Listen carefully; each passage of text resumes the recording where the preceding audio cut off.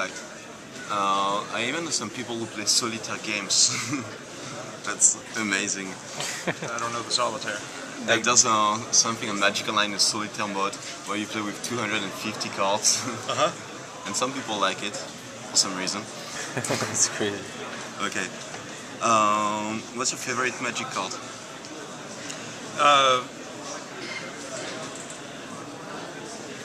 Scheherazade. Scheherazade?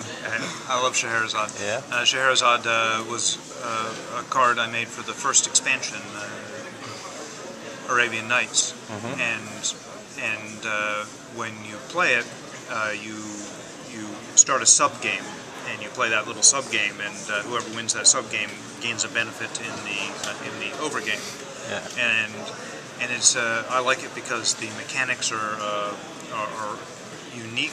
They take the game into an interesting place, and it also fits with the story of Scheherazade, who tells stories within stories. So games within games is nice.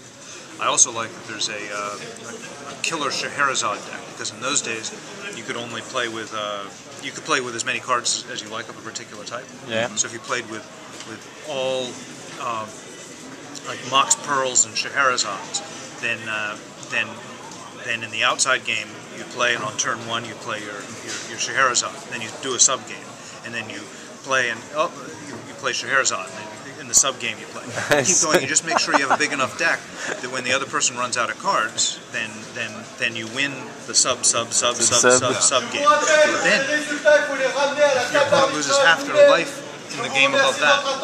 And so then you go back to that game and you play Scheherazade again, and you go back to the sub game, and now they lose half. So then after you've played something like 30,000 games, you win. It's and crazy. The other person hasn't had a turn. It's like Inception. Nice. Yeah, exactly. Yeah, it's Inception. Like Inception. Magic Inception. Maybe we're gonna do this with some that French players. Which one is it? How can that not be my favorite card? Yeah, of Who's course. your favorite pro player? I'm not an answer, because I'm obviously. Or the one you respect the most, or the most impressive, or... I don't think I can... Finkel or Buddha? I'm sorry? John Finkel or Kai Buddha? I can't choose between them. That'd be too... Just like choosing between your children. That's you can't do that. Yeah. Yeah. Who's your favorite children? Well, both. No, you don't have any favorite child. But really, I have a lot of respect for both of them and a lot of the pro players. They're both very fair players, very smart, very good for the game, and that's certainly with the pro players. That's I look not only for how good they are at playing and how good they are at analyzing decks, but how good they are for the community. And some players rise very well to being in that position. Certainly both Kai and John Finkel have. Okay. Now we're gonna move a bit on King of Tokyo. That's the reason of being here. Can you please introduce it to us? Can you please introduce the game? So, King of Tokyo. I played it yesterday, and I can just say that it was great. And I was amazed by the fact that you made another great game, board game, that is at the same time simple, and also that has a strategic aspect, and it's really complex at some point. And I just loved it. I'd like to go back also and say that you also you've got a great admiration within the community. People talk. Thank you. People do mention you, and they talk, and then you do things like this, which are community building also. So that's really nice.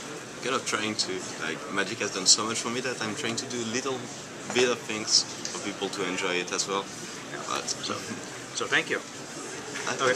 And so King of Tokyo is my new game, and it's a much lighter game than Magic. Your monster's destroying Tokyo, and maybe it plays in 20 minutes or half an hour. You can play with. I think 2 isn't very interesting, but 3 to 6 is good. It's the way I came about with it was an exercise. I was thinking I really like Yahtzee, which is a classic game, I think the mechanics are very good. And it's actually very, if you haven't thought about it, you should play and think about the odds in it. It's very interesting. But there's not much interaction. The only interaction is if I'm ahead, you might take more chances. And so there's a very indirect interaction. So I began asking myself, how can I take this excellent concept and make a very interactive game? And King of Tokyo is the result. And I think it's worked very well. I think Aiello, who did the publishing, did an amazing job with the look. With the design, yeah? Yeah. I was looking for a very humorous game, and I think they gave me exactly what I was looking for. Okay. Why destroying Tokyo and not Seattle or Paris? Or because that's where all the big Godzilla. That's where you have all the big monsters, those Japanese movies with all the big monsters. The Japanese brought it upon themselves, I'm afraid. But you watch those kind of movies? Oh, I love them. Yeah, you love them. I do. Okay. But maybe the expansion will be King of Paris and we'll destroy Paris, or King of New York. Oh, nice. And then it's a movie already. Yeah, that's true. A little different though. Yeah. Okay. How do you does it come naturally for you to create games, or do you have to think to go? How does the process go? I love playing games, and so and exploring new games. And so when I hear about a new game, that has some interesting mechanic, I always go out and try it, and then I usually try to change the rules a little bit and see what happens, or maybe it has some idea that I can use in a game that I'm working on. And so I'm constantly mixing together games. But it often works like it did with King of Tokyo, where I have a mechanic in mind, and then I build a game around it. People say it's very nice, so I recommend everyone to buy it. Yeah. As soon as King possible. of Tokyo de Richard Garfield sur WATCHDAMATCH. On vous fera une démo quand on aura la boîte. So we have to make a demo game when we have the product to show people that it's really nice. Okay. What's the best game you've ever created? Like, for a lot of my friends who are old gamers, they say it's Netrunner. It's just the best card game ever. Netrunner, when it came out, won a lot of awards, and people really thought it was the best trading card game ever. I'm not sure I believe that anymore. I do like the mechanics. It still has a lot of cachet with the French players in particular. Yeah. I think Netrunner would have been a better standalone game. And I thought about remaking it where it comes in one box and there's some small deck construction, maybe like Dominion or something like that, with a Netrunner mechanic. Please do it. And but it doesn't have the same flexibility that Magic has. And so for me the best game I've made is Magic. There's no doubt. Magic. Anytime I doubt that, and I think that's not true. A month later, I'll come and play Magic, and I'll say, "Wow, it's changed again." And it's so different, but it's still fun, and so. Yeah, you just open a sealed deck. Yeah. and yeah. But it's not to everybody's taste, so hopefully that people who like who find some of my other games better, I'm happy for that too. Yeah. But what have you designed? Robo Rally, Netrunner, Magic, this, Tokyo. I did several other trading card games: Vampire, BattleTech, Star Wars trading card game,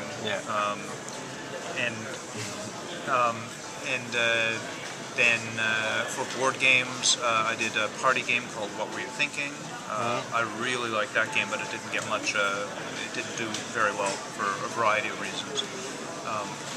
I did a card game called Twitch. It's a speed card game, and did a card game Great Down Moody, which is based on a classic game, and Filthy Rich, which I think you mentioned, and Pecking Order was a very little game I did a few years back, and Rocketville. Whoa. Oh, and then computer games. Schizoid on Xbox is a sort of action but strategy game, and Spectromancer on PC. Spectromancer is in an area of games which I'm very attached to, which is I'm interested in computer games that feel like they're board games. Because when you play a computer game like a shooter or World of Warcraft, these are good games. I like these games, but then when I play on the computer, I play poker or Scrabble. It's like a completely different experience, but very fun. And so I wonder why there are no games, or why there are so few games that play like poker or Scrabble, but are made for computer. So Spectromancer is one of those games, and I hope to see more. So you create one new game a month? No. Well, actually, I may create one new game a month, but they don't all come it's out. much closer to one every 2 years that get published. The rest go in my closet because they may have some interesting things, but they're not something I want to sell. So, what do you expect from this one, King of Tokyo? Is it going to become a reference? I'm hopeful, but I'm pleased with it in any case. I can tell you one thing for sure, with Antoine and me, it's going to become a great deal in France. Okay. We're going to do our best. Like the two guys who played yesterday came back and said, "Oh, it's amazing. The game is so good. I would never have." I said I didn't play a game that I enjoy, and I wanted to I want to buy it. Where is it? And no more copies. You know, I wanted to play right away. And I said didn't felt like this since I played, I don't know, Time's Magic. Up or Time's Up, Magic or Dominion, which are great games that I love. And so really great. Oh, thank I have to congratulate you for this. Thank you. Nice. Okay, so Rich, I'd like to thank you for all the Magic players. Everyone would like to shake your hand, such as my friend. Like yesterday was like, "Oh, can you please introduce me to Richard Garfield? Oh, please, I want to shake his hand." So thank you for everyone. Like we all love Magic, and it changed our life. Yeah, you change our lives. Thank you very much, Richard. Thank you. You're welcome. Thank C'est you. Richard Garfield pour WatchDAMATCH. Thanks.